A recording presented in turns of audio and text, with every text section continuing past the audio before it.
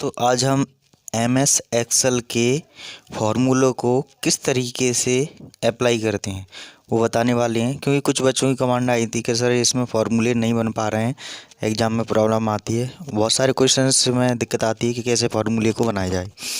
तो सबसे पहले वीडियो को लाइक करें, शेयर करें, कमेंट करें और चैनल को फर्स्ट टाइम देख रहे हैं तो सब्सक्राइब कर लें प्लीज़, जिससे हमारा उत्साह बढ़ता है और आपके पास वीडियो बनाने का हमारा मकसद बनता है। क्योंकि इससे हमें बहुत अच्छा लगता है कि आप हमारी वीडियो को कमेंट वगैरह करते हैं, सारी चीज़ें, तो हमें पता चलता है कि हमें आगे की और भी वीडियो बनाना है। तो MS एक्सेल एक ऐसा कैलकुलेटर जैसा काम है, क्योंकि उसमें बहुत से बड़ी बड़ी कैलकुलेशन आराम से कर सकते हैं। तो आज हम देखते हैं कि फार्मूला कैसे बनाते हैं एक्सेल के अंदर। क्या फार्मूला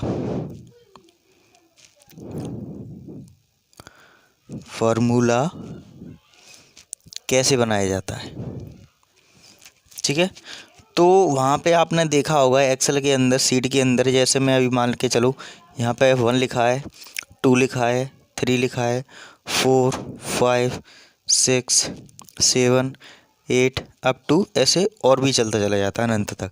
तो हमने अभी कुछ पॉइंट ले लिए हैं 8 तक और अनंत लगा दिया है। ऐसे ही इधर होता है सीट के थोड़े आगे के लिए लेकर के, यहाँ पे होता है A, फिर होता है B, फिर होता है C, फिर होता है D, E, F। ऐसे ही इसमें भी अनंत चला जाता है, ऐसे कि चलता जाता है। तो इससे इस तरीके से एक सीट बनती है, आपने देखा होगा। जैसे इस साइड ऐसी बनी रहती है पहले से ही और इस साइड ऐसा बना रहता है। तो ये हमारी सीट है पहले से ही, ये पहले से ही बना मिलेगा आपको। ये यहाँ से इस तरीके से मैंने इसको अरेंज कर दिया, ये भी मैंने यहाँ पे इसको अरेंज कर लिया, ऐसे ही फिर मैंने इसको भी अरेंज कर दिया, ऐसे ही मैंने इसको अरेंज कर दिया। बट मैंने अभी पूरी सीट नहीं बनेगी क्योंकि इस रजिस्टर में, तो मैं जितना आपको समझा रहा हूँ वो एक छोटी सीट के अनुसार बना रहा हूँ। आपने ये समझ लिया तो सारे क्वेश्चन आप सॉल्व कर सकते हैं और कुछ नहीं है। जैसे मैंने ए से कहाँ तक लिया, F तक, और भी संख्या होती है इसमें अल्फ़ाबेट में। ऐसे ही मैंने जो संख्या ली है यहाँ 1 2 3, तो और भी होती है इसमें, मैंने 8 तक ली है। तो जैसे मैंने यहाँ पे लिखा 1 2 3 4 5 6 7 8, यहाँ लिखा है A B C D E F। तो जैसे मैं अभी इस सेल का यहाँ पे इस वाली लाइन को यहाँ से मैंने इसको अटैच कर दिया, ऐसे ही इस वाली लाइन को मैंने यहाँ से अटैच कर दिया, ऐसे ही ये वाली। तो इस तरीके से मैं टेबल बना लूँगा ये पूरी, ठीक है। तो इस तरीके से मैंने इतनी ही लाइन कवर कर ली। अब जैसे ये यहाँ पे एक सेल दोनों साइड से मिल गई, यहाँ से भी मैंने ऐसे किया, यहाँ से ये और ये। तो जैसे रो एंड कॉलम का दोनों का कॉम्बिनेशन हो रहा है यहाँ पे, ठीक है।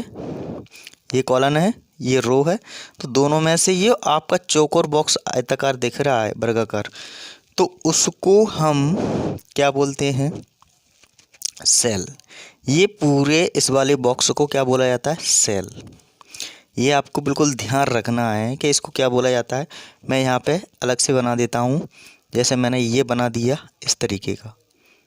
ये समझो आपका बॉक्स ये वाला उठा के जो कलर सा डार्क है उसको मैंने यहाँ रख लिया, उसको क्या बोलते हैं, सेल, CLL, इसी को हम सेल बोलते हैं। तो मैं एक बार इसको एरो करके लिख देता हूँ तो आपको सही समझ में आ जाएगा।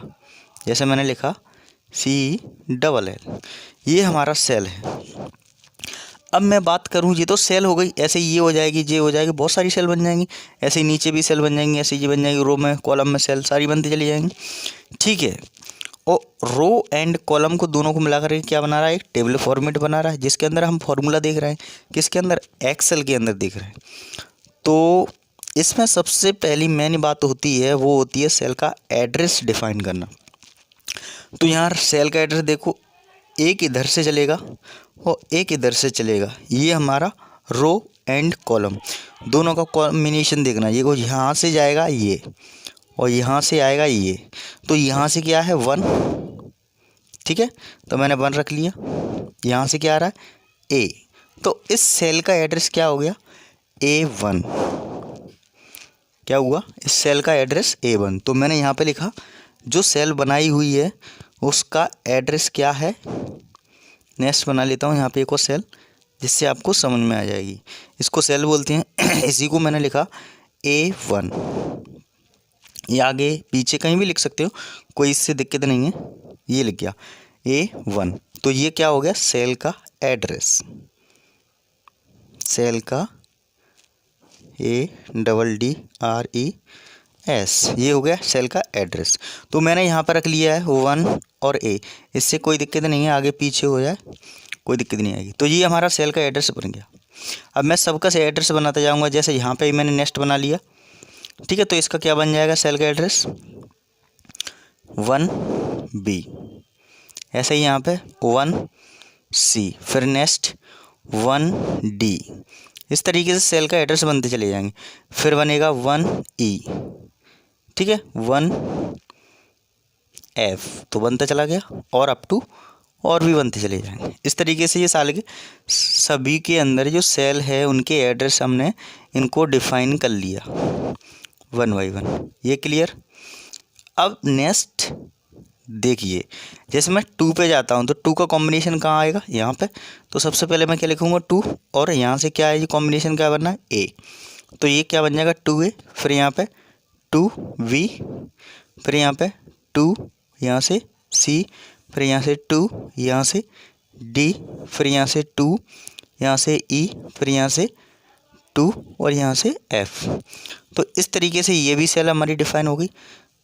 तो ये सेम प्रोसेस आपकी इस तरीके से ही आपको एड्रेस सेल का डिफाइन करना है, वो अप टू होता चला जाएगा। ऐसे ही हम सभी का भर सकते हैं 3 में, तो 3A 3A वो सारे आपको डिफाइन करना आ जाएंगे। तो एक तरीके से अपन को सेल का एड्रेस और सेल को समझना आ गया। तो इसमें मैं आपसे यही कहूँगा कि सेल आपका होना चाहिए पहले, सबसे पहले, फिर उसका सेल का एड्रेस आपको पता होना चाहिए, फिर उसके अंदर कोई भी वैल्यू रखेंगे तो हमारा आंसर तुरंत आ जाएगा। अब जैसे मैं एक फॉर एग्जांपल लेता हूँ, कोई भी नंबर रख करके यहाँ पे, जैसे एक फार्मूला लगाता हूँ मैं सम। जैसे मैंने यहाँ पे एक फार्मूला लिखा इक्वल टू सम, SUM, ठीक है, ब्रैकेट ओपन किया, कोई भी वैल्यू को हम सम कर रहे हैं, सम मतलब उसको जोड़ रहे हैं, योग कर रहे हैं। तो हमें सबसे पहले सेल पता होना चाहिए, फिर उसका एड्रेस पता होना चाहिए। जैसे मैं अभी यहाँ से जोड़ूँ A1 से, ठीक है, A1 से मुझे लेकर के कहाँ तक जोड़ना है, F तक। तो मेरा फॉर्मूला क्या बनेगा, A1। सबसे पहले मेरा फॉर्मूला बनेगा A1, यहाँ से लेकर के यहाँ तक पूरा ये रेंज, सेल का क्या हो गया, रेंज हो गया। तो ये क्या हो जाएगा, रेंज किस में लेते हैं, कॉलन में। कहाँ तक जा रहा है, 1F। फिर उसके बाद जैसे ही एंटर करेंगे तो आपकी जो इसके अंदर वैल्यू लिखी होगी, अभी तो हमने एड्रेस लिखा है इनके अंदर, जैसे मान के चलो कोई भी वैल्यू लिखी होगी तो यहाँ हमारा उसका सम आ जाएगा। क्लियर, समझ में आया। यहाँ से यहाँ तक इसको सम करना, मैं यहाँ पे लिख देता हूँ डायरेक्ट फार्मूला। जैसे यहाँ पे मैंने टोटल लिखा, जैसे मैं यहाँ पे सम कर रहा हूँ इस वाली लाइन का पूरे का। तो सबसे पहले इक्वल टू से कोई भी सम का फंक्शन स्टार्ट होता है, ये आपको ध्यान रखना है। फिर आपको क्या करना है, सम लगाना है, SUM, ब्रैकेट ओपन करना है शिफ्ट के साथ, ठीक है। फिर यहाँ से सेल नंबर कौन सा लेना है, जहाँ से अपन को इसको ऐड करना है। तो मैंने फर्स्ट से ही करना है, यहाँ से A से। तो मेरा फर्स्ट में क्या है, A1। कहाँ तक करना है, यहाँ से यहाँ तक। तो मैंने उसके लिए कॉलन, और फिर कहाँ तक है, 1F तक। फिर मेरा ब्रैकेट क्लोज, एंटर, एंटर कीजिए, मैंने आपको साइन बना दिया। देन एंटर करेंगे तो आपका आउटपुट यहाँ पे जनरेट हो जाएगा, आउटपुट आपके सामने मिल जाएगा यहाँ से। तो इस तरीके से आपका आउटपुट शो हो जाएगा, आपको पता चल जाएगा कि ये आपका किस तरीके से फॉर्मूला बन चुका है, ठीक है। तो इस तरीके से आपका आउटपुट शो करेगा। तो आपको ये समझ में आया होगा कि सम फंक्शन कोई भी अप्लाई कर रहे हैं एक्सेल के अंदर, तो हम फार्मूला बार में जा कर के कैसे फार्मूला बनाना है, एक और मैं आपको फॉर्मूला दिखा देता हूँ नेक्स्ट इसी के अंदर।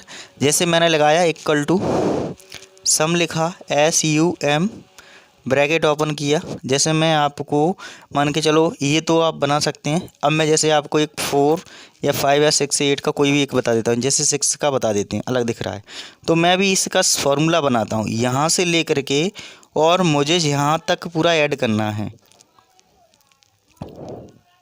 कहाँ से लेकर के? यहाँ से लेकर के पूरा यहाँ तक करना है, 1 बाई 1 ऐसे करना है। तो मेरा यहाँ पे क्या बनेगा 6 में सबसे पहले बनेगा यहाँ पे जो बनेगा 6A, और कहाँ तक लेना है हमें 6F तक बन गया। तो हमारा यहाँ क्या आएगा 6A कॉलन 6F। जैसे ही हम एंटर करेंगे तो हमारा आउटपुट जनरेट हो जाएगा। तो यहाँ पे मैं इसका फॉर्मूला लिख देता हूँ equal to sum SUM bracket open, फिर यहाँ से फॉर्मूला अप्लाई करना है 6A कॉलन मतलब यहाँ से यहाँ तक पूरा, फिर ये लिखा मैंने 6F, क्योंकि 6 के अंदर ही हम F को जनरेट कर रहे हैं। तो इस तरीके से कोई भी फॉर्मूला हम किसी भी सेल का एड्रेस के अनुसार हम बना सकते हैं। सबसे पहले हमें सेल पता होना चाहिए कि कौन सी सेल के कहाँ पे, कौन सी सेल का फिर एड्रेस, और एड्रेस आपको पता चलेगा तो आपका सेल रेंज तुरंत आपको पता चल जाएगा कहाँ से कहाँ तक हमें लेना है। तो इस तरीके से कोई भी नंबर को हम सम कर सकते हैं बस बहुत ही आसानी से। ये सम फंक्शन का था, बहुत ही आपको अच्छे से आना चाहिए, क्योंकि मैंने एक तरीके से प्रैक्टिकली समझाया है। आपको ऐसी सीट मिलेगी एक्सेल में जाएंगे तो, और एक एक करके उस चीज़ को समझना है। जैसे मैंने आपको ये दिया है उससे आप उस तरीके से बनाएं तो कोई भी फार्मूला को आप बना सकते हैं। कोई भी आपको दिक्कत नहीं आएगी, कोई भी परेशानी नहीं आएगी, आराम से उसका सेल का रेफरेंस ले करके बना सकते हैं। ठीक है, तो यहाँ पे मैंने ये बना दिया। इसके बाद चाहे कुछ भी लिखते रहो अंदर, कोई दिक्कत नहीं है। जैसे मैंने 6B लिखा तो इसका बनता चला जाएगा, 6C लिखा, फिर 6D लिखा, फिर 6E लिखा, क्योंकि अब तो अपना बना ही है पहले से ही। तो ये अलग अलग सेल हैं, बट अपने एक रेंज ले लिया, तो रेंज के अनुसार उसने सेल को क्या ले लिया, पूरा यहाँ से लेकर के यहाँ तक उसको सम कर दिया। तो ऐसे ही सभी का अपन भर सकते हैं और सेल का रेंज बना सकते हैं। ये आज की वीडियो में हमने एक सेल का एक तरीका बताया कि एड्रेस किस तरीके से डिफाइन करते हैं। तो अभी मैं 3 का भर के बताता हूँ नेक्स्ट। जैसे मैंने 3A लिखा, 3B लिखा, 3C लिखा, 3D लिखा, 3E लिखा, 3F लिखा, तो ये भी बन गया अपना। ऐसे ही फिर ये इसका 4A लिखा, फिर 4B लिखा, फिर 4C, फिर 4D, फिर 4E, फिर 4F, तो ये 4 वाले का बन गया। फिर आता है 5 का। 5 में क्या करेंगे 5A, ठीक है, फिर 5B, फिर 5C, 5D, 5E, 5F, इस तरीके से बनता चला जाएगा। ऐसे ही इस वाली सेल का बनाएंगे जैसे 7 का, तो 7A ऐसे बना देते हैं, 7A, 8A, ठीक है, 7B, 8B, ये 7 है, ठीक है। फिर आएगा 7C, 8C, मैंने डबल लिखता जा रहा हूँ एक बार में ही, फिर 7D, फिर 8D, 7E, फिर यहाँ से 8E, फिर यहाँ पे 7F, और यहाँ पे 8F। इस तरीके से हम कोई भी फार्मूला को यहाँ पे डिज़ाइन कर सकते हैं इस तरीके से। ठीक है, तो मैंने अभी 8 तक आपको सिखा दी टेबल के अंदर कैसे आपको सेल का एड्रेस लेना है, और इधर से F तक तो आप आसानी से बना सकते हैं। और भी मैं D के आगे और भी संख्या लिख दूँ, F के संख्या और भी लिख दूँ, यहाँ पे कोई संख्या और भी लिख दूँ, तो आराम से आप बना सकते हैं। तो इस तरीके से कोई भी डिफाइन करके अपन एड्रेस निकाल सकते हैं सेल का। सेल हमें पता होना चाहिए सेल क्या होती है, कि मैंने आपको बता दिया कि सेल हमारा जो रो एंड कॉलम का कॉम्बिनेशन होता है एक बॉक्स, उसको हम सेल बोलते हैं। ये मैंने आपको एरो करके लिख भी दिया है, सेल। ठीक है, सेल का एड्रेस। ये आपका मेन पॉइंट है। ये नहीं आया तो आपको आगे वाली प्रोसेस बिल्कुल नहीं आएगी, क्योंकि उस पर ही डिपेंड करती है सारी चीज़ें। वो आपको समझ में आएगी तो सारी चीज़ें आ जाएंगी बिल्कुल आपको, बिल्कुल प्रॉपर तरीके से। और ये बहुत ज़रूरी है, क्योंकि इससे ही आपका सारी चीज़ें बनती हैं। एक्सेल के अंदर सारी चीज़ें आप इसी के अंदर बना सकते हैं। जो आपका सेल है वो क्या बनाता है, एक रेक्टेंगल शेप बनाता है। उसको ही हम बोलते हैं रो एंड कॉलम के अंदर रेक्टेंगल शेप बनना है। जैसे ये रो है हमारा और ये हमारा कॉलम है, तो रो एंड कॉलम के अंदर रेक्टेंगल एक शेप बनेगा, क्योंकि ये हमारा क्या है, एक रेक्टेंगल शेप है कि नहीं है। तो इसी को हम बोलते हैं सेल। थोड़ा सा मैं इसको और बता देता हूँ। जैसे मैंने ये सेल बना लिया, ये सेल अपन ने यहाँ से उठा ली है, ये वाली सेल मान के चलो हमने ये ले ली। ये क्या है, हमारी एक सेल है। कौन सी है, A1 या 1A, कुछ भी मान लो। तो जहाँ पे हमने क्या बनाया, एक रो है, ये हमारा एरो इधर से, एक एरो इधर से है। तो रो एंड कॉलम दो काम करते हैं इसमें, row and colon, COLUMN colon. तो यहाँ पे रो एंड कॉलन जिनका ही मेन इसमें पार्ट है। जो रो एंड कॉलन बनाने के बाद हमारा रेक्टेंगल बनता है। क्या बनता है, rectangle, RECTANGULAR, rectangle shape, SHAP shape. तो यहाँ क्या कहते हैं, इसको ही कॉल्ड सेल बोलते हैं, CELL। उसको ही हम क्या बोलते हैं, सेल बोलते हैं। किसको, रो एंड कॉलन। जो रो एंड कॉलन होते हैं उनसे मिलकर के जो बनाया जाता है, किससे, रो एंड कॉलन से मिलकर, ठीक है, बनाया जाता है।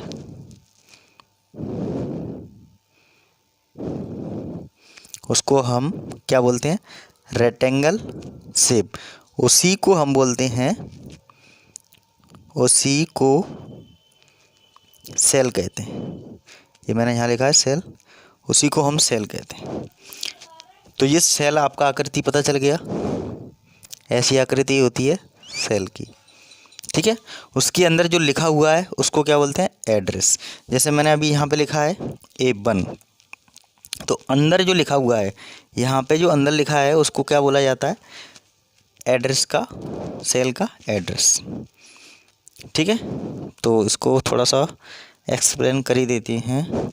जैसे A1 लिखा है, 1A है, उसको हम क्या बोलते हैं, सेल का एड्रेस। जिससे हमें पता चलता है कि ये हमारी सेल कौन सी है, A1 एड्रेस की है, मतलब फर्स्ट सेल है। क्लियर। तो आज की वीडियो में अपन ने इतना ही रखा है। और सबसे पहले इस वीडियो को लाइक्स, शेयर एंड कमेंट्स ज़रूर करें, क्योंकि ये ऐसी वीडियो बनाई है मैंने, अलग ही स्पेशली वीडियो है ये वाली। आप इसको देखेंगे, समझेंगे तो मैं 100% आपको कहता हूँ कि आपका एक भी क्वेश्चन गलत नहीं होगा। बिल्कुल आराम से आप क्रिएट कर सकते हैं। सम फंक्शन के लिए ओनली अभी मैंने सम फंक्शन बताया है, इसके आगे मैं एक एक करके सारे फंक्शंस को अप्लाई करके बताऊँगा कैसे कैसे और करना है। तो अभी मैंने ओनली सम फंक्शन अप्लाई करना बताया है, ओनली सम फंक्शन, जिसके अंदर हमने सम देखा है कि कैसे काम करता है सम फंक्शन एक्सेल के अंदर, उसकी अपन सेल का फॉर्मेटिंग कैसे बनाते हैं और कैसे ये काम करता है। तो आज की वीडियो में इतना ही। Thank you very much.